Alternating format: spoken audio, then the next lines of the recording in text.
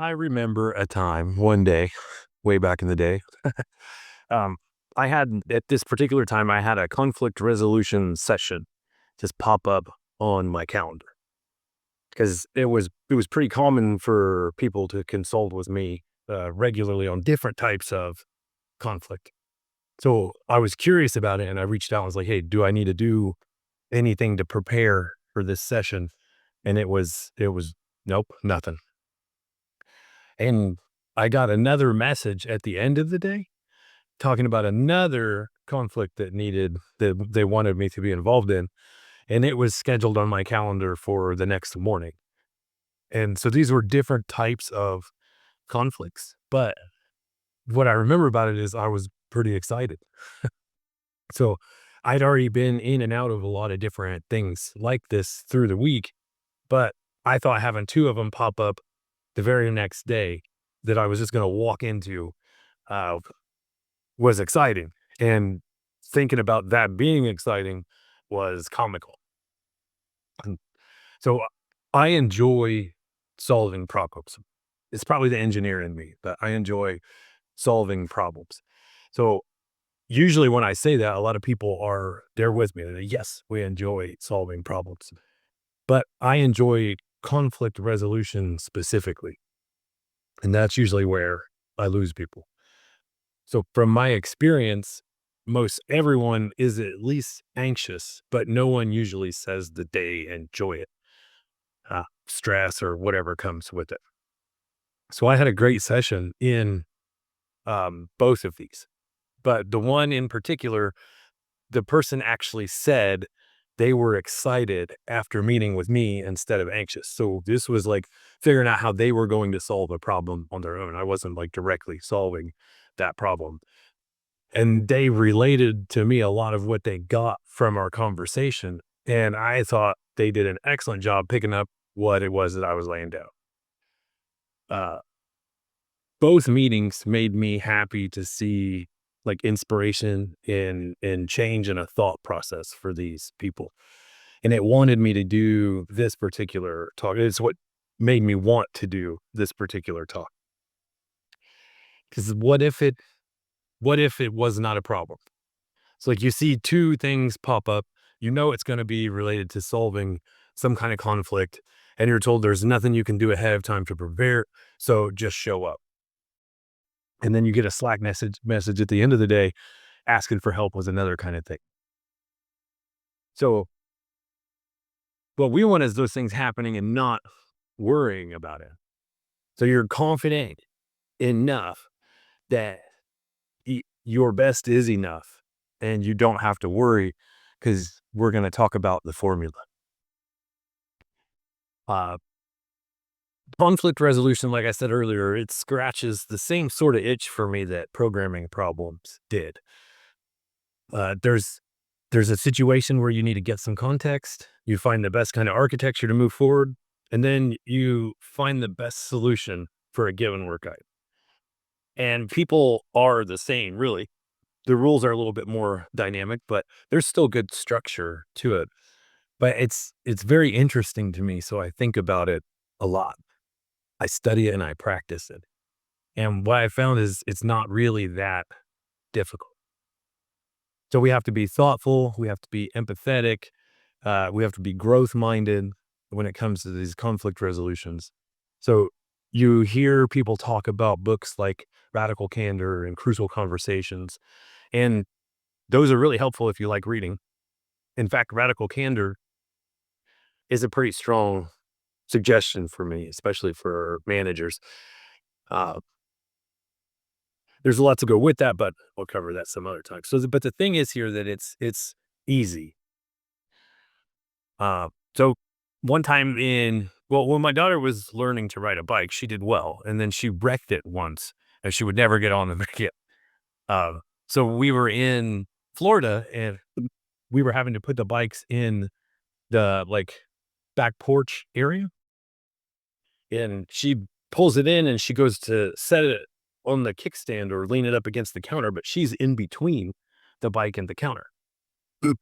So she was trying to lean it up the wrong way against the counter too. So the kickstand forward. So I was just trying to tell her how to turn it around so that it doesn't take up that much space in the house.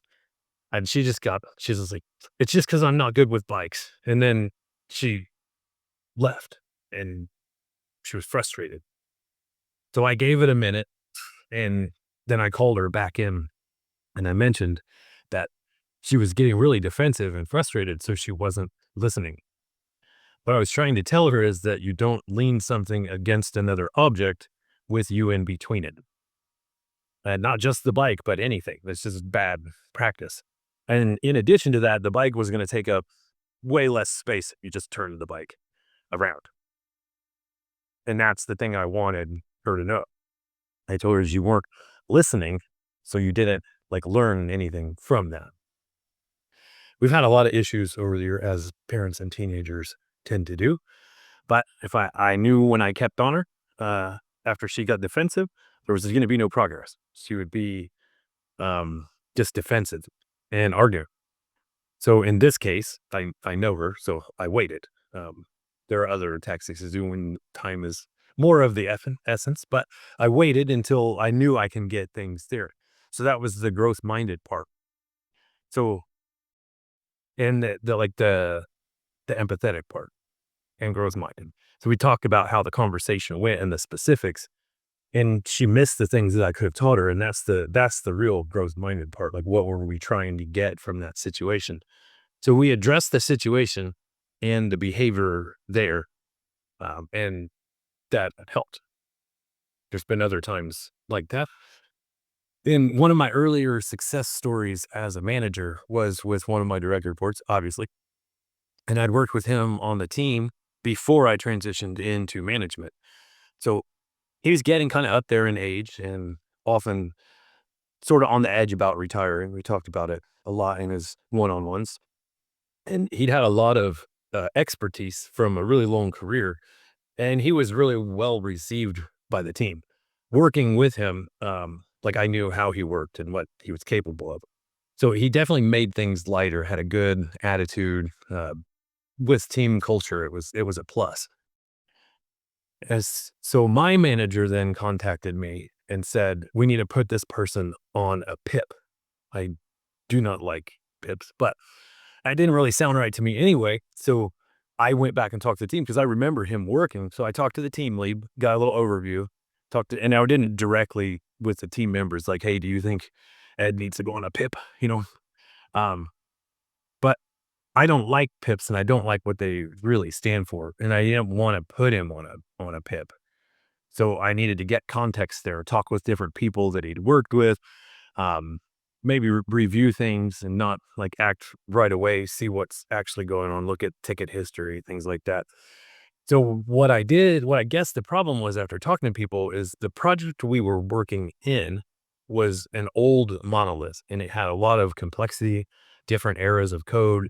It was a monolith, so it had different projects in it even, and it did not have consistency. It also lacked most of the people who had expertise who wrote it had left. So with what I knew about him, and we talked about in our one-on-ones, that was likely the problem. So I thought he'd benefit from moving to a project because we had many more projects.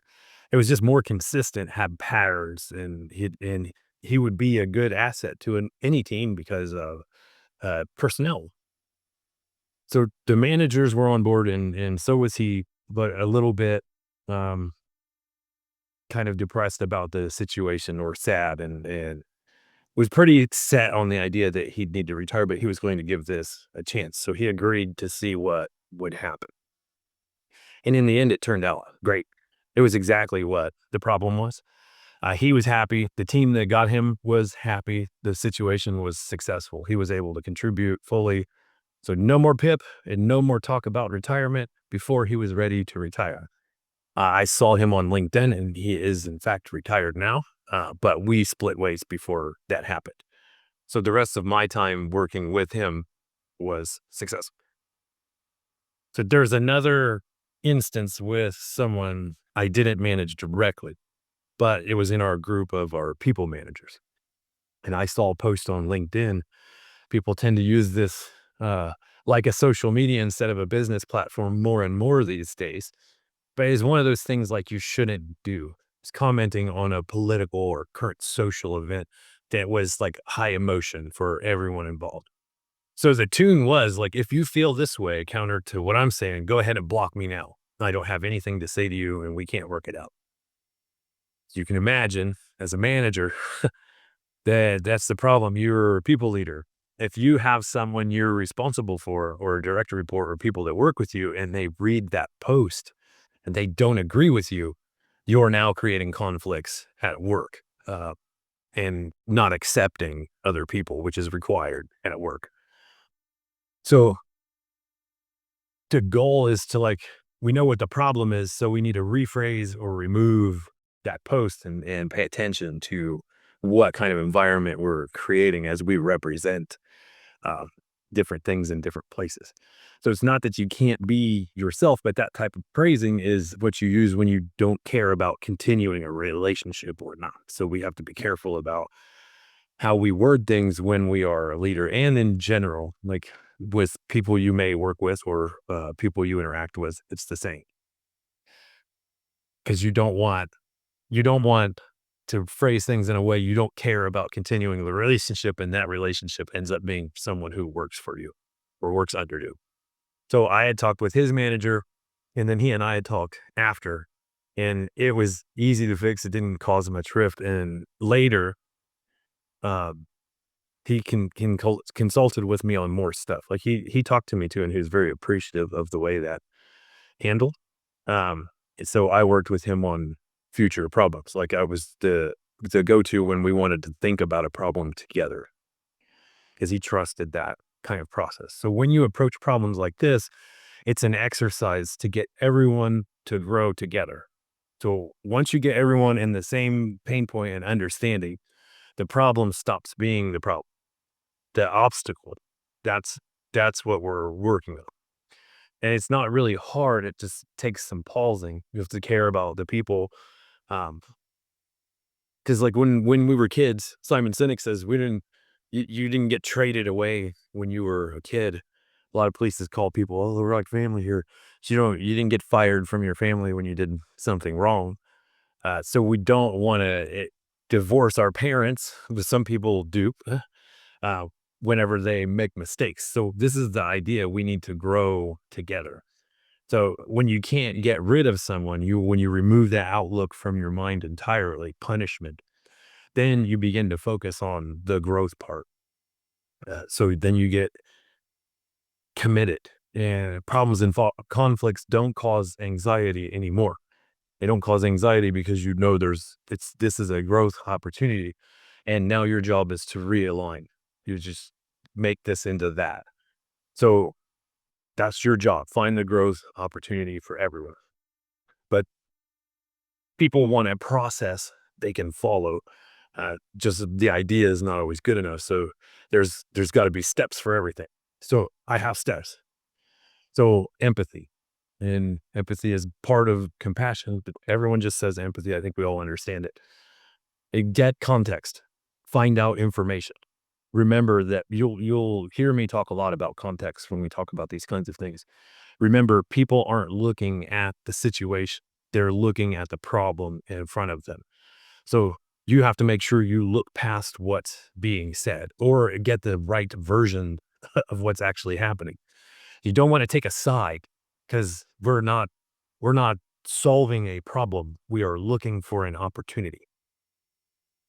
And then look for the opportunity. You have to make sure you listen. You listen to people and get context. You cannot do this part if you don't listen. And you can't listen when you're trying to solve something. You can't listen when you're talking. So you're going to get everyone on the same side and keep them there. Don't let the conversation fall into very specific things, because if you work in, say, you have legitimate drivers for this specific thing and they solve that, then your problem solving, like it just kind of discredits the rest of the things. I'm not looking at the very specific stuff. So if someone's being defensive, like before, any action that you're doing is counterproductive. So they're looking at the thing now and not the goal. So we have to get everyone back looking at the goal and not the thing. So you have to remember too, you are there to help. So being people first and growth mindset means that we don't look to punish people. We don't look for a winner, and we don't attempt to fire or get rid of people. We want the situation to be a growth experience. And with the right finesse, it'll turn into fun brainstorming. Lots of times it does. Lots of times people are very anxious and then they turn out to be very excited. And the last one is treat every conflict as if you are a peer. It doesn't matter if it's with your manager or your direct report or your kid. You can't tell someone what to do because you can't control other people anyway. So you can't expect to take control or solve. You have to motivate the person or the team to do the thing. So just like you have no power, you need to motivate, set a goal and motivate a goal. So that formula also isn't specific for interpersonal conflict. It's you can use it for processes, process corrections, skill gaps, career frustrations. Just about any situation is the same sort of steps. What the pattern is just to care for people, look for an opportunity, and then find a way to get everyone on the same side and going in the same direction. So with that outlook, it shouldn't be a problem uh, anymore. But there's one last thing about the conflict. You can't skip conflicts, especially if you're in leadership, and you can't give them away to someone else. So you have to address the problem. You have to address the hard ones too. You can get help, but you can't be like, this is somebody else's problem unless you're sure there's going to be a solution. Or it's, in fact, it is someone else's problem. But only now with a little bit of success, you'll be confident and you'll start seeing opportunities. So I want to close by saying something very important for restrating sometimes. Pause, listen, and then pause again.